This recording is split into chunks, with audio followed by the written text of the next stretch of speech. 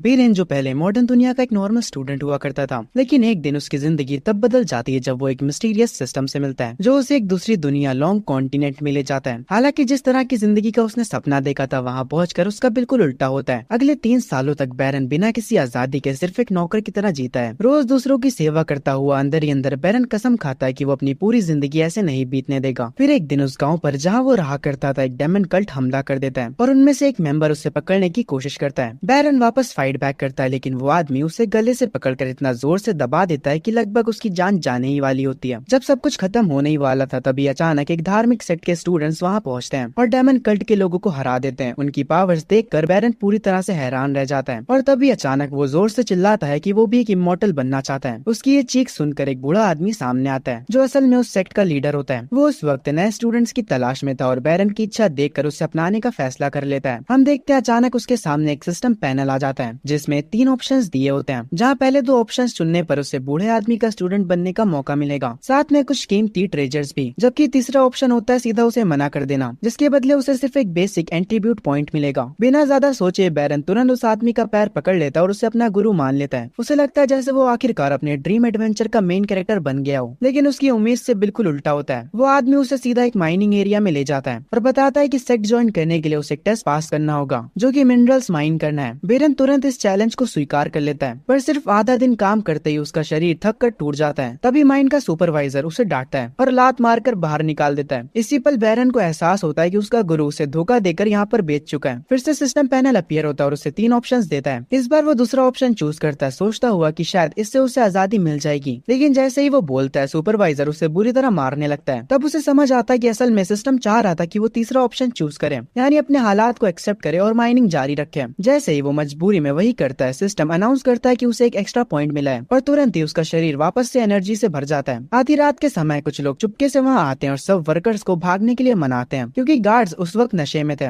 इस बार system 4 option show करता है और हमेशा की तरह बैरन तीसरा ऑप्शन चूज करता है उनके साथ भागने का फैसला करते हुए। लेकिन अगले ही दिन बैरन पकड़ा जाता है और सबके सामने उसे बुरी तरह से पीटा जा रहा होता है ताकि बाकी लोगों के लिए ये चीज चेतावनी बन सके। कुछ समय बाद जब वो फिर से माइनिंग कर रहा होता है तभी अचानक एक जबरदस्त धमाका होता है। जब वो देखता है तो आसमान में एक बड़ा सा फायर सर्कल दिखाई देता है। इसी बीच सिस्टम पैनल वापस से अपीयर होता है और बताता है कि एक मिशन है इस भगदड़ का फायदा उठाकर यहाँ से भागना। इस बार बैरन बिना सोचे समझे अपनी जान खतरे में डालकर पहाड़ से नीचे भागने लगता है। वो लगभग एक सुपरवाइजर के हाथों पकड़ा ही जाता, लेकिन तभी एक आदमी अचानक सामने आकर एक ही बार में उस सुपरवाइजर को काट देता है। फिर वो आदमी बताता है कि वो लोग पड़ोसी सेक्ट से हैं और इस माइन को डिस्ट्रॉय करने आए थे। उनकी पावर देखकर बैरन फिर से इम्प्रेस हो जाता है और फैसला करता है ज्वाइन करने का। इसके बाद बताया जाता है कि धीरे धीरे 5 साल बीत जाते हैं और अब बैरन ऑफिशियली